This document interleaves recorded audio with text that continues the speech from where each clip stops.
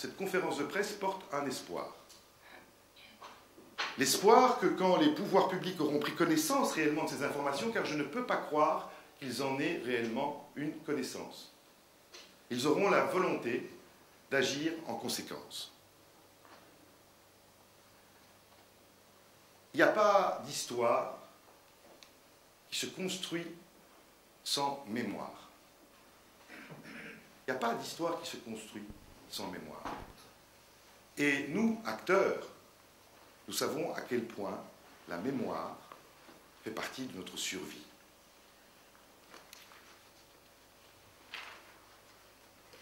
J'ai le sentiment que depuis quelques années, notre théâtre participe à l'histoire du théâtre de cette communauté. C'est au nom de l'histoire et de la mémoire que ces informations sont communiquées et vont être communiquées très largement. Le contrat-programme du théâtre Le Public, 2008-2012. On ne peut pas aborder la question du contrat-programme 2008-2012 sans expliquer très brièvement comment on en arrive à avoir un nouveau contrat-programme en 2008-2012. Dans les années 2006, nous arrivions à l'échéance de notre premier contrat-programme. Il était donc normal que nous nous mettions à négocier le nouveau contrat-programme. Quand nous avons rencontré les pouvoirs publics à l'époque, nous leur avons fait une proposition excessivement claire. Souhaitez-vous que nous poursuivions notre activité dans 3 salles ou non? Pourquoi? Parce qu'à l'époque, la politique salariale dans les 3 salles n'était pas la même. Et bon nombre d'entre vous le savez bien, actrices et acteurs.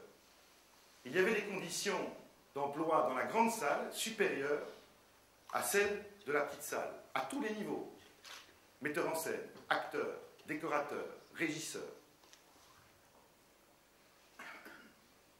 Gérer ça sur la durée devenait impossible et complètement incohérent. Pourquoi, quand on joue dans une petite salle et qu'on est acteur, devrait-on être moins bien payé que quand on joue dans une grande salle? C'était bien ça l'enjeu qui était expliqué au pouvoir public à l'époque. Mais il faut aussi bien intégrer que malgré la boulimie au travail que je peux incarner pour certains, il m'était parfaitement possible de poursuivre l'activité dans une salle. C'est pour ça que la question a été posée telle qu'elle. Une salle, 3 salles. Si 3 salles. Si 3 salles, voilà le montant minimum qu'il nous est indispensable de recevoir comme subvention pour garantir des conditions salariales artistiques identiques dans les 3 salles. À l'époque, nous avons présenté cette demande avec un dossier très détaillé qui s'appelait déjà à l'époque et qui n'a pas été publié, et pour cause, pour l'égalité des chances. C'est sur cette base qu'a été élaboré notre contrat-programme sur 5 ans avec des missions et un budget en rapport avec la programmation de nos 3 salles de spectacle. Ce contrat-programme a été signé le 16 décembre 2007 et il définit, je souhaite encore utiliser le présent, il définit pour 5 ans, du 1er janvier 2008 au 31 décembre 2012, les missions confiées au Théâtre Le Public, ainsi que les modalités et les conditions d'octroi de subventions par la communauté française. Nous avons reçu un contrat-programme avec des niveaux de subventions qui allaient de 2008 à 2012 et ce qu'on appelle les fameux paliers. Et c'est la première colonne à gauche. En 2008, 1 070 000, en 2009, 1 320 000, en 2010, 1 670 000, en 2011, 1 870 000. Il faut savoir aussi que par rapport aux années budgétaires, les saisons, elles, sont à cheval sur 2 années budgétaires. Et d'une manière générale, les théâtres prennent 50% d'une année budgétaire et 50% de l'année budgétaire qui suit pour faire leur saison. Mais, au moment où nous signons notre contrat-programme, les pouvoirs publics nous disent qu'ils n'ont pas les moyens d'atteindre tout de suite le niveau de subvention nécessaire à la programmation des 3 salles. On nous demande donc, et c'est repris très clairement dans notre contrat-programme, d'anticiper les subsides d'une année qui suit sur une saison qui vient de se passer. Et c'est comme ça que vous voyez, le budget des saisons est tout à fait à droite. Vous voyez que la saison 2009-2010, qui représente un subside de 1 499 000 €, est composée à 25% du budget 2009 et à 70% du budget 2010.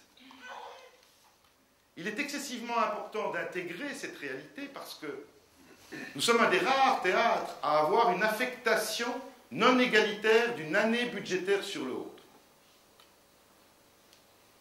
En 2007, 2008, 2009, nous suivons ce programme à la lettre et ça ne pose aucun problème à personne.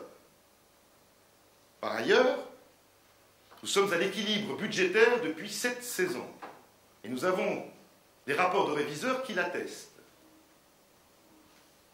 Vous le savez, une saison s'engage financièrement 1 an, voire 2 ans à l'avance.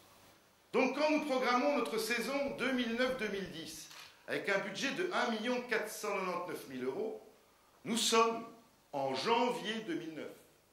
Mais nous engageons forcément, c'est une obligation écrite dans notre contrat-programme, 70% de notre budget 2010, qui lui-même est nettement supérieur au budget 2009.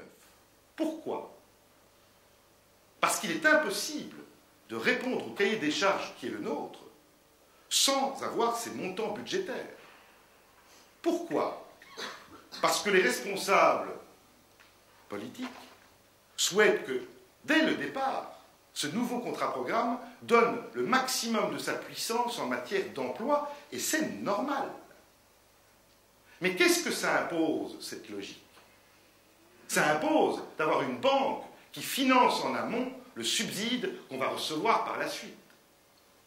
Et nous trouvons une banque à qui nous remettons notre contrat-programme en disant « Pouvez-vous nous financer ça ?» Cette banque s'appelle Triodos. Cette banque, sur base de notre contrat-programme, nous finance, il y a à peu près 1 an, 2 millions €. Et c'est indispensable pour payer la saison qui se prépare, car au-delà du 1 499 000 € que vous voyez, le théâtre Le Public est un de ces théâtres dont la recette propre, la recette spectateur, j'aime bien qu'on dise recette propre, tiens, en la mettant en ligne avec, il ne faut pas croire que la recette de la subvention n'est pas propre, hein, mais que la recette propre représente un montant identique à notre subvention. Mais elle aussi, il faut en partie la financer. Donc quand on engage une saison, 1 an plus tôt, on engage grosso modo au théâtre Le Public 3 millions € de dépenses, qui sont à 80% des dépenses d'emploi contractualisées. Comment accepter dès lors que notre budget 2010 soit diminué de 350 000 €?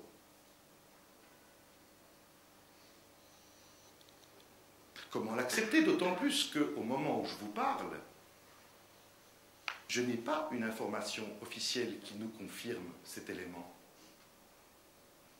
Je n'ai pas de lettre d'aucun pouvoir public qui nous dit que nos subsides 2010 sont inférieurs à ce qu'ils étaient prévus de 350 000 €.